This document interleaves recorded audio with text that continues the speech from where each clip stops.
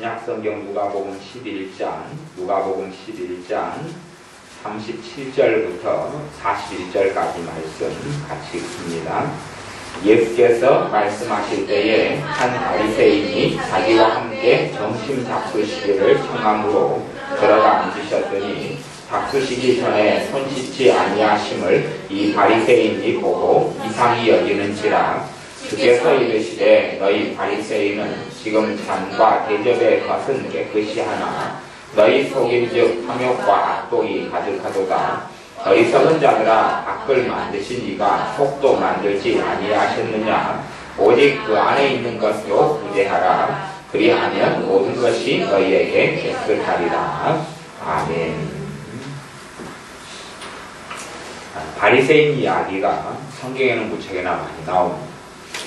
이 바리새인들은 과거에 참으로 신실하게 믿음을 지켰던 사람들이 바리새인들이고, 바리새인들이 하나님에 대한 신앙을 지키기 위해서 무수히 많이 순교를 당했던 때도 있었습니다. 그리고 그러한 시기가 이제 50년, 100년, 150년 이렇게 흘러가면서 이 바리새인들이 그 지역의 신앙의 중심인 지도자의 자리를 차지하게 되었습니다. 그 이후에는 바리새인들에게도 변질이 찾아왔고 변화가 찾아왔어요. 근데 변질에 있어서 가장 기본적인 변질의 이유는 뭐였냐 보면 사람들의 삶의 행동 기준을 굉장히 많이 바리새인들은 만들었기 때문에 그렇습니다. 가령 착하게 살아야 된다 그렇게 이야기했으면 생각을 해보는 거죠. 어떻게 사는 것이 착하게 사는 것이냐 이렇게 생각한 다음에 착하게 사는 사람들은 인사를 잘한다. 착하게 사는 사람들은 인사를 해도 90도로 한다. 착하게 사는 사람들은 남한테 돈을 빌려주고 구워주고 구제를 한다.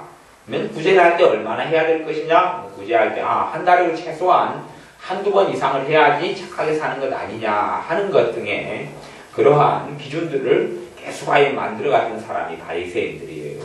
다시 이야기하면 하나님께 안식일에 되면은 하나님께 안식일 범하지 않고 안식일날 예배를 잘 하나님께 제사를 잘 드리고 예배를 잘 드려야 된다. 해당 중심으로 그렇게 했다면 안식일을 그러면 범하는 것은 뭐냐 하면 생각하는 규정들을 정하는 거예요. 이런 일을 행하면 안식일을 범하는 것이고 여자들은 바느질을 하는 것이 자기 주된 일이기 때문에 여자가 바느질을 하면 안식일을 범한 것이고 안 하면 안 범했고 이런 세부적인 사항들을 많이 바리새인들이 정하게 되었습니다.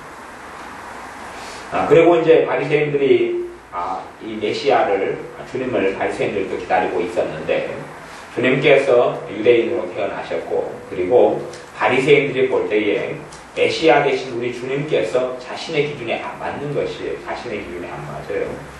바리새인들은 특별히 정결 예식을 굉장히 중요시 여겼습니다. 정결 예식이라는 것은 손발을 깨끗이 하는 것을 중요시 여겼어요. 손발을 깨끗이 해서 이 씻지 않은 이러한 손으로는 밥을 안 먹었고 그리고 집에 있는 밥그릇 같은 경우도 철저하게 장과 대접을 씻고 살았어요. 그런 것을 철저하게 지켰어요. 사람에게 있어서 문제가 생기는 것이 뭐냐 하면 외면에 신경을 많이 쓰다 보면 사람의 문제점은 내면의 신경을 못 쓰게 되는 것이고 외면의 기준들을 굉장히 많이 가지게 되면 내면은 변화를 하지 않는 문제들이 생겨나요.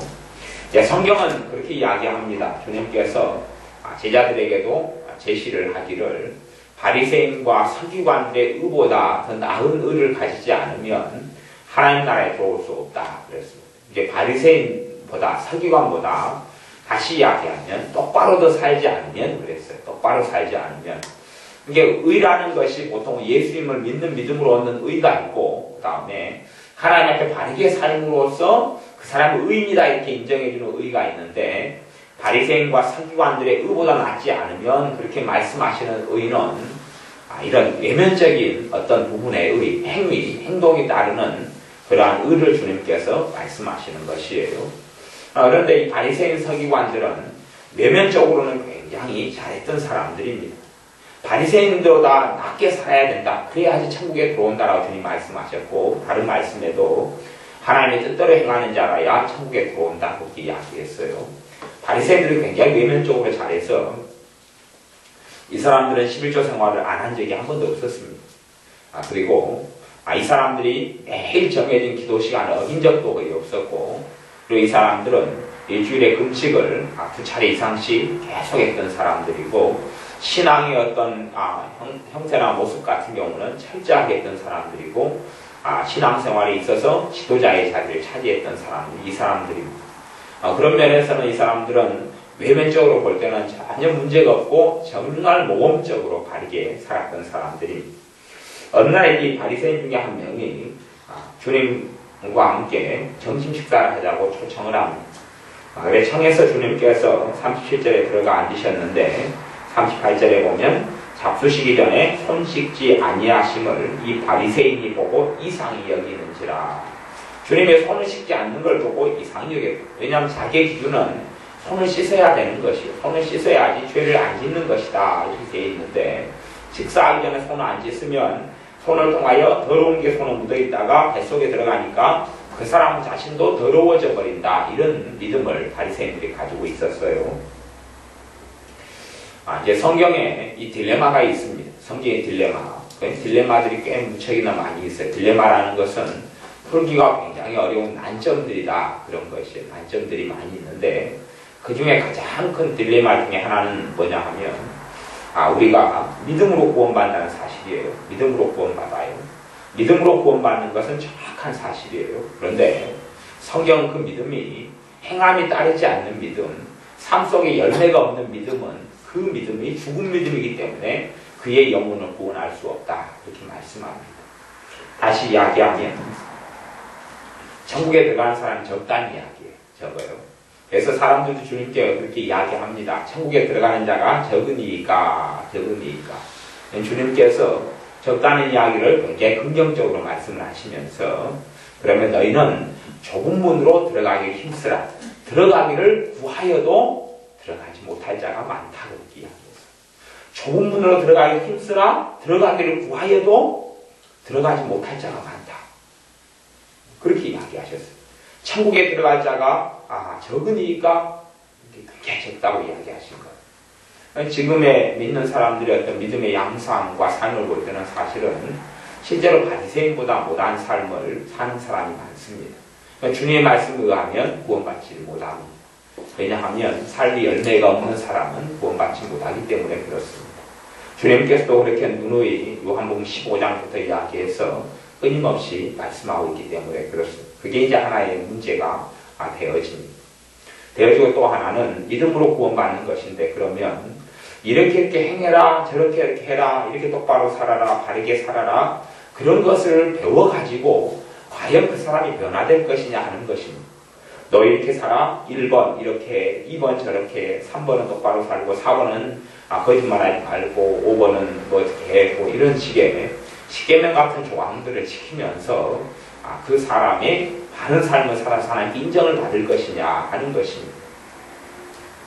바리새인을 언급했던 이유는 주님께서 바리새인에 대하여 누가복음 11장 39절에 그렇게 말씀하셔요. 주께서 이르시되 너희 바리새인은 지금 잔과 대접에 겉은 깨끗이 하나 너희 속인즉 탐욕과 악독이 가득하도다. 바리새인들은 속과 겉이 다른 사람이었다, 이렇게 이야기해요. 속과 겉이 다른 사람이었다. 그래서 어리석은 자들아, 밖을 만드시니가 속도 만들지 아니하셨느냐.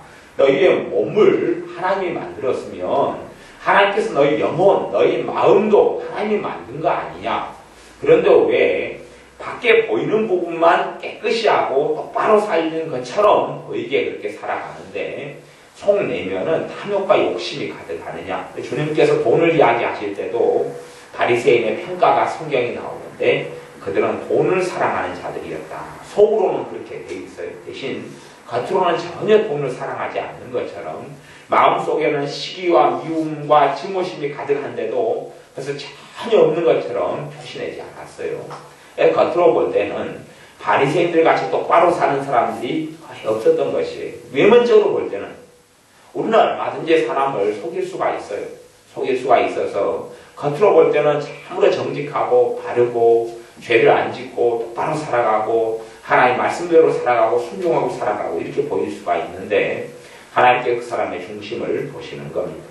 바리새인과 서기관보다 나은 의가 그것이 열매 맺혀져야지 바른 믿음의 열매가 되고 증거가 된다고 말씀하시는데 그게 무엇이냐 하면 바리새인들은 내면의 변화가 없었어요. 바리새인들은 중심의 변화, 주님으로 인한 하나님으로 인한 내면의 변화가 없었던 사람들이에요. 하나님의 자녀가 바리새인보다 나은 의를 가지려면 내면의 변화가 있어야 물론 외면의 변화까지 바리새인과 더 따라할 것이냐 할 때 그건 절대 장담을 하지 못합니다만은 내면과 외면의 변화가 실제적으로 나타나야 아버지 우리가 믿음으로 구원받아요. 그 믿음은 행함 있는 살아있는 믿음이어야 돼요. 나는 하나님을 믿습니다. 그렇게 이야기해. 이제 믿음이잖아요. 하나님을 믿는 믿음, 예수님을 구주로 예수님을 주님으로 믿는 믿음을 통해서 구원을 받아요. 하나님이 살아계시는 믿습니다. 하나님이 의로우신 하나님 믿습니다. 하나님의 말씀을 믿습니다. 하나님의 거룩하신 분을 믿습니다. 그리고 나는 전혀 거룩하게 살아가지도 않고 나는 똑바로 살아가지도 않고 바르게 살아가지도 않아요. 내가 100% 바르게 살 수 있다고 성경은 이야기하지는 않습니다만은 나는 거룩하신 하나님을 믿는데 나에게는 거룩함이 하나도 없어요. 그럼 내가 믿는 그 믿음은 거짓말이에요? 참말이에요? 거짓말이 되는 것이. 나는 진실하신 하나님을 믿어요. 근데 나에게는 진실이 아니고 거짓말이 가득해요. 거짓이 가득해요. 그러면 내가 과연 내 믿음이 진짜 믿음이냐 하는 것이에요. 나는 용서하신 하나님을 믿어요. 나는 용서하신 하나님을 아버지로 믿어요. 그런데 나는 용서를 배우지 못했고 용서하는 삶을 살지 않아요. 그러니까 내가 용서하시는 아버지를 믿는 믿음이 진짜냐 하는 것이에요. 용서하시는 주님을 믿어요. 그런데 나는 용서하는 삶을 살지 않아요. 그렇다면 나의 믿음이 진짜냐 하는 이야기예요. 어찌되었든 현대 교회가 현대 신앙생활을 하는 많은 사람들이 풀어야 될 난점은 뭐냐 하면 결국은 삶에 있어서 의외로 열매를 맺지 못한다는 점입니다. 그것이 심각하고 무서운 점이 되어집니다. 삶에 있어서 열매를 맺지 못한다는 것. 그래서 요한복음 15장 말씀을 제가 읽어보면 그렇게 15장에 주님께서 포도나무와 가지 비유를 통해서 말씀하시는데 15장 2절에 보면 무릇 내게 있어 과실을 맺지 아니하는 가지는 아버지께서 이를 제해버리시고 주님은 지금 포도나무인데 포도나무에 가지가 많이 달려있을 거 아니에요. 그런데 어떤 가지가 뭘 맺지 못해요? 과실을 같이 맺지를 못해요. 열매를, 포도를 맺지는 못해요. 그러니까 누가 제해버리셔요? 아버지께서 제해버리신다. 그렇게 이야기했어요.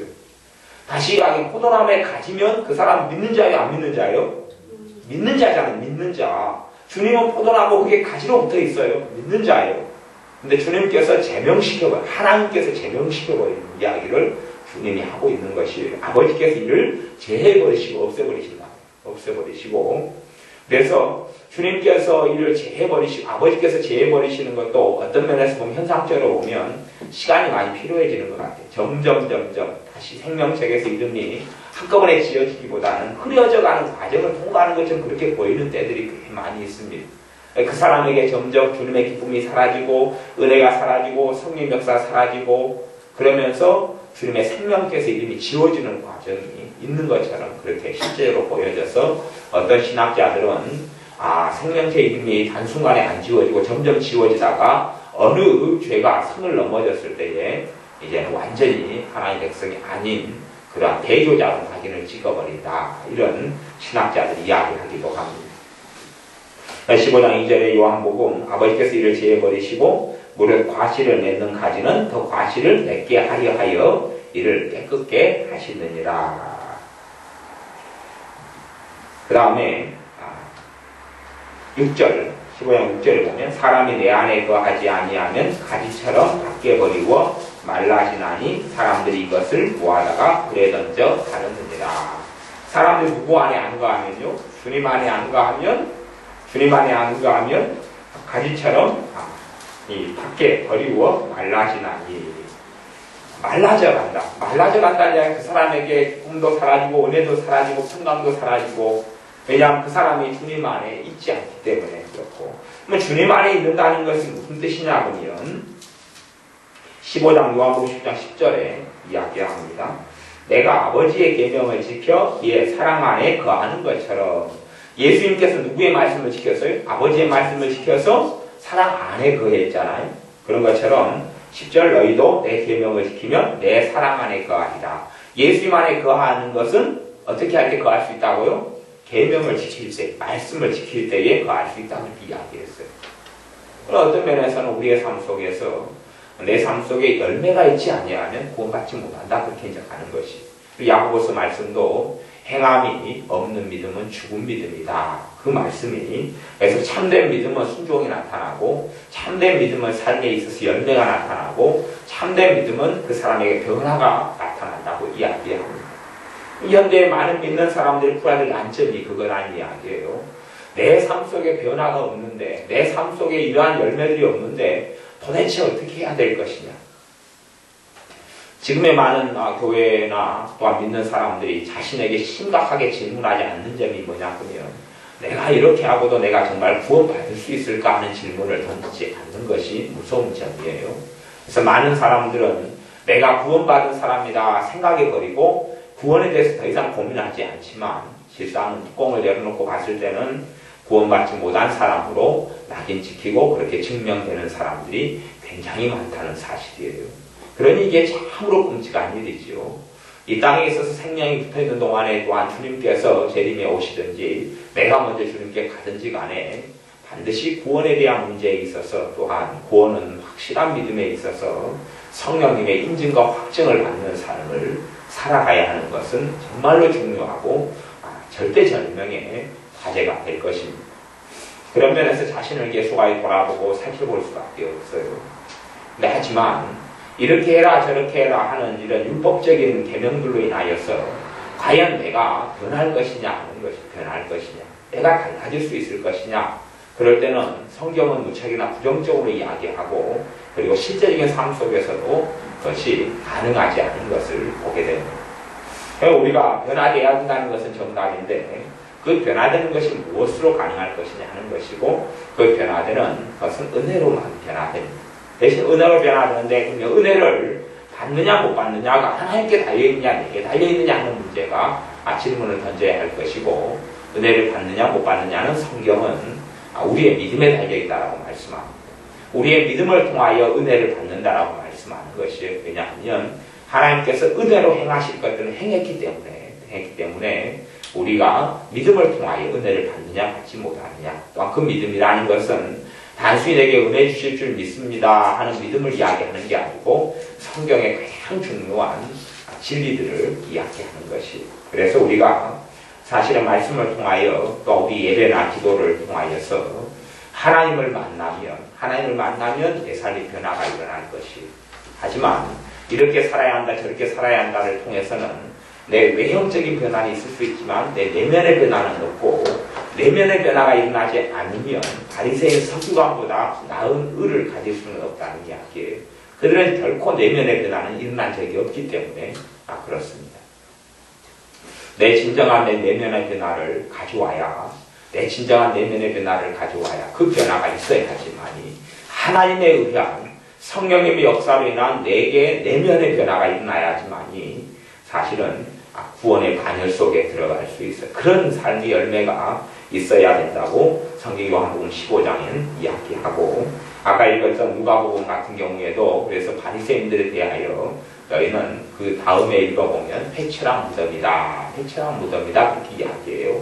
너희가 속에는 썩어있는 시체 썩어있는 뼈다귀가 가득한데 겉으로는 회칠한 무덤처럼 돼 있어서 겉에는 굉장히 아름다운 미석으로 꾸며져 있게 보이지만 정체는 무덤 아니냐 하는 것인 것처럼 외모는 잘 꾸미고 외모는 가꾸고 겉으로 보기엔 신사적이고 숙녀적이고 또 말도 예의있게 잘하고 하지만 내 진정한 속이 변화되지 않으면 내 심성이 바뀌지 않고 내 인격이 바뀌지 않고 내 가치관이 바뀌지 않고 내 삶이 바뀌지 않고 내 마음이 바뀌지 않는다면 그렇다면 내가 바리새인과 서기관보다 결코 더 나은 의가 될 수 없을 것입니다. 실질적인 삶 속에서 요즘의 세상에는 믿는 사람들이 내면의 변화를 가져오지 않는 경우가 많아요. 내면의 변화 하나의 은혜로 되는 거지만 그에 대한 100% 책임은 나한테 있습니다. 어떤 사람이 변화되지 못한다면 그 책임은 하나님께 있는 것이 아니라 100% 내게 있어요. 하나님께 내 변화의 책임이 있다면 하나님은 내게 죄를 묻지 않을 겁니다. 하지만 하나님께서 나를 심판하시는 이유는 그 모든 책임이 내게 있기 때문에 그렇습니다. 그리고 이 하나님 말씀 성경을 통해서 우리는 하나님을 만날 수 있는데 어떤 하나님을 만나야지 과연 내가 변화될 것이냐 하는 것이에요. 하나님의 여러 가지 부분들을 성경은 이야기합니다. 거룩하신 하나님, 공의로우신 하나님, 자비의 하나님, 은혜 주시는 하나님, 용서하시는 하나님, 여러 가지 하나님에 대한 부분들을 성경을 통해 우리에게 계시하는데 우리가 하나님을 성경을 통해서든 예배를 통해서든 찬양을 통해서든 만나야 하는데 어떤 하나님을 만날 때에 내가 변화가 있을 것이냐, 이건 우리가 당연하게 결론적으로 이야기한다면 용서하신 하나님을 만나야지 내가 변할 수밖에 없고 십자가에 달리신 그리스도를 만나야지 내가 변화됩니다. 나를 긍휼히 여기시는 주님을 만나야 내가 변화되고 내가 삭개오처럼 모든 사람이 천대하고 모든 사람이 비방하고 모든 사람이 왕따하고 멸시하고 버릴 때에 손을 잡아주시는 주님을 만나야지 삭개오가 변화되었던 것처럼 또한 귀신 들려서 일곱 귀신 들려서 사람의 역할을 못하고 살아갔을 때에 일곱 귀신 들린 이런 막달라 마리아에게 일곱 귀신 들린 그것을 쫓아내주고 사람 무시하도록 해주는 주님을 막달라 마리아가 창기인데 그 창기를 거절하지 않고 받아주시는 주님을 만날 때에 막달라 마리아의 인생이 변화되고 삶의 열매가 있었듯이 우리도 그러한 주님과의 만남 우리의 삶 속에 있어야 됩니다. 우리는 그래서 바른 열매가 있어야 한다 이런 말씀들을 많이 배우고 알다 보면 나도 모르게 이렇게 해야지 저렇게 해야지 하는 그 기준을 가지게 됩니다. 그러다 보면 삶의 변화는 거꾸로 요원해지고 멀어지는 일이 벌어지게 됩니다. 내가 참으로 변화되는 이유는 복음 때문에 내가 변화됩니다. 내가 변화가 적은 이유는 나는 복음 속에 깊이 있게 안 들어왔기 때문에 그렇고 내가 변화가 적은 이유는 주님의 십자가 사랑 속에 묻히지 않았기 때문에 그렇습니다. 내가 변화가 적은 이유는 나를 위해 십자가에 달리시고 나를 위해 대가를 치시고 나를 위해 골고다 언덕길을 걸어가신 주님의 사랑 속에 깊이 있게 젖지 않았기 때문에 내가 변화되지 않는다. 다시 이야기하면 그 사랑이 젖지 않았다면 십자가 별로 중요한 게 아니에요. 그냥 십자가는 귀에 한번 흘렸다가 지나가는 것에 불과해요. 주님께서 날 위해 죽으시고 피 흘렸다는 사실도 별로 안 중요하고 성장식으로도 별로 감화도 없고 감동도 없고 그냥 했던 거 계속 반복하는 것에 불과하지. 그것이 지금의 나를 위한 영원한 나를 위한 주님의 흘리신 피가 되지 않고 나를 위해 주신 살이 되지 않지요. 그런 것이 없는 사람, 그런 사람에게는 외면의 변화를 아무리 추구하려고 해도 내가 외면의 변화, 겸손해야 이것도 어떤 면에서 외면, 내면 따질 것 없이 변하지. 겸손해야지 겸손이 안 되고 교만하지 않아야지 쉽지 않고 내가 남을 섬겨야지 되지도 않고 전도해야지 이것 외면의 변화지요. 전도해야지 마음 먹지만 다 없어지고 안 되는 것이에요. 왜요? 내면의 변화가 없는데 외면의 변화가 받쳐줘봐야 확실한 무덤밖에 되지 않는 것이 외면의 변화도 내면의 변화도 진정한 내 속사람의 변화가 일어날 때만이 겉사람의 변화가 참다워지고 위선적이 되지 않아지고 그 속은 전혀 변하지 않으면서 겉으로 보이는 행동만 바꿔지는 것을 보이면 그걸 바리새인 같다, 위선자 같다 그렇게 말씀하게 되는 것이 물론 겉도 속도 다 못돼 버리면 바리새인 서기관보다도 못된 사람이죠. 아니면 요즘에 많은 믿는 사람처럼 속은 전혀 변화되지 않고 겉은 바리새인보다 기도하지 않고 일주일에 2번씩 금식하니까 바리새인보다도 금식하지 않고 바리새인보다 헌금 생활하지 않고 그러다면 전혀 바리새인 서기관과 나은 너는 존재하지 않지. 하지만 내면의 변화가 주님으로 인하여 나타나는 사람, 내면에 회개가 있는 사람, 내면에 통곡이 있는 사람, 내면에 죄에 대한 아픔이 있는 사람, 그리고 삶의 변화가 하나씩 나타나는 사람은 그런 사람은 참으로 주님을 믿는 사람이다. 복음에 순종하는 사람이다. 이렇게 말씀에 의하여 증명되고 입증이 되어질 겁니다. 그러니 우리의 삶 속에서 내가 변화되는 가장 중요한 원동력은 신약시대에 와서는 성령이에요. 성령님을 통하여 내가 변화돼요. 성령님을 통하여 내가 달라져요. 성령님이 어떻게 역사하시느냐, 성령께서 어떻게 임하시느냐. 그러면 무엇보다 기도를 통하여 임하시지만 더 나아가서는 십자가의 복음 때문에 성령이 역사하세요. 복음 속에 십자가 속에 깊이 있게 파묻힐수록 성령의 역사는 강해져 갑니다. 그리고 그 성령님께서 나를 복음으로 인하여 십자가로 인하여 나를 변화시켜 가십니다. 그러한 변화를 하나님의 자녀로서 체험해 가셔야 합니다. 한번 과거에 10년 전에, 20년 전에, 15년 전에 믿었을 때에 체험했고 느꼈던 변화 말고요. 계속하게 그 변화의 과정을 거치지 않는다면, 가지 않는다면 그것을 영적 성숙, 영적 성장, 또 성화의 과정 그렇게 말하지만 그런 것이 없다면 사실은 그는 하나님의 은혜에서 점점 떨어져 가고 있는 사람이고 주님을 행위로서 부인해 가고 있는 사람이다. 이런 지도서 1장의 말씀이 있다는 사실을 기억해야 합니다. 그래서 우리가 주님으로 인하여서 내면의 변화가 있어서 과실을 많이 맺는 사람. 그래서 우리를 부르신 이유는 과실을 많이 맺게 하려고 그렇다. 요한복음 15장 8절 말씀 제가 읽고 말씀을 마무리합니다. 너희가 과실을 많이 맺으면 내 아버지께서 영광을 받으실 것이요 너희가 내 제자가 되리라. 너희가 과실을 많이 맺으면 아버지께서 영광을 받으신다. 또한 너희가 내 제자가 된다. 주님의 제자의 개념은 크게 두 가지 개념이 있어요. 예수 믿는 순간에 제자가 되지만 또한 제자의 길을 걸어가는 사람이 참된 제자로 증명이 되어집니다. 어떤 사람은 제자로 부름받아서 제자가 되었는데 제자의 자리를 박탈하고 떠나버리는 사람도 있어요. 그래서 아나니아 삽비라 같은 경우도 제자의 수가 3,000이나 5,000이나 더하더라 했던 초대교회 제자가 되었던 사람들이지만 제자로서 주님을 떠나버린 사람들인 것처럼 참으로 제자가 되어지는 것, 제자로서 부름받았고 제자가 되어지는 걸 제자화 그러는데 이럴 때 열매를 맺을 때에 그럴 때 너희가 내 제자가 되리라 이렇게 말씀하셨어요. 그럼 제자란 말 뜻은 무슨 말하고 똑같냐 보면 제자란 말 뜻은 그리스도인 믿는 자 그들과 같은 말이에요.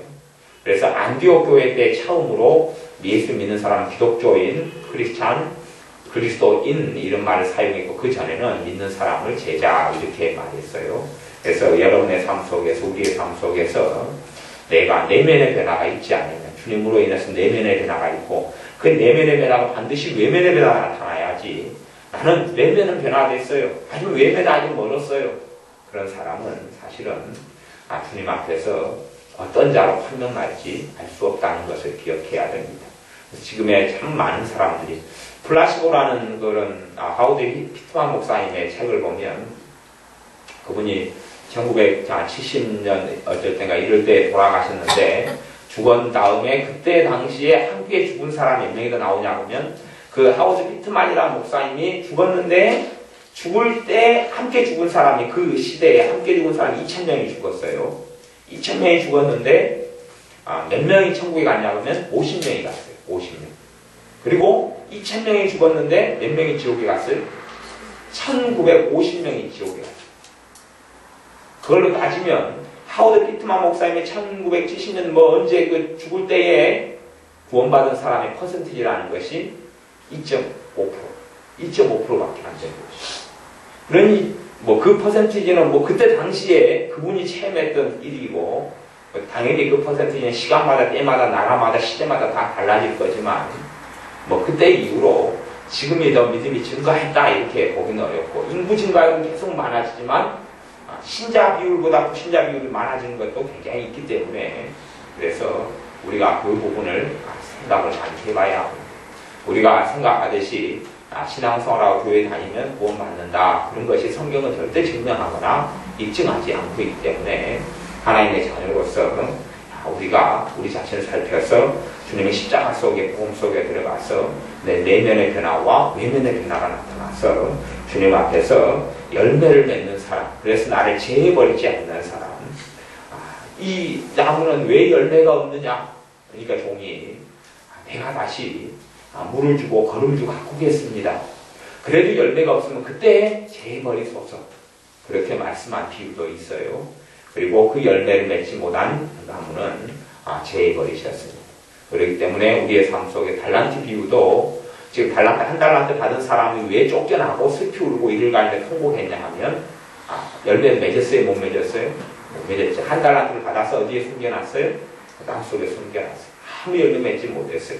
2달란트 받은 사람 2달란트 남겼고 5달란트 받은 사람 5달란트 남겼는데 한 달란트 받은 사람은 아무런 열매를 맺지 못했어요. 다시 이야기하면 삶의 변화가 없었다. 내면의 변화도 없고 삶의 변화도 없었다 하는 것이에요. 우리의 삶 속에 열매를 맺혀드림으로 우리가 하나님의 자녀인 그러한 믿음의 열매를 맺어야 하겠습니다. 기도하겠습니다. 아버지 하나님, 사랑으로서 역사하는 믿음, 이 믿음이 얼마나 중요한지 성경을 통해 우리에게 말씀하시오매 우리의 믿음이 사랑으로 역사하는 역사 안에 힘이 있고 능력이 있는 그러한 믿음이 되게 하여 주옵소서. 우리가 주님을 믿습니다, 하나님 믿습니다 하지만은 아무리 힘도 없고 아무런 능력도 없는 그러한 바르지 못하고 하나님 인정하시지 않는 믿음이 아니라 참된 믿음, 진실한 믿음, 우리의 믿음을 통하여 사랑이 역사하고 우리의 믿음을 통하여 열매를 맺는 그러한 진실한 믿음으로 주님 앞에 발견되게 하시며 우리가 주님의 십자가를 믿고 주님의 나를 위한 대속을 믿는 믿음을 통하여 주님을 내 삶 속에 깊이 만나 우리의 겉과 우리의 속이 우리의 진실한 내면이 변화되고 또한 삶 속에서 행함의 좋은 열매들로 하나님께 영광을 돌려드리게 하여 주옵소서. 예수님의 이름으로 기도하옵나이다.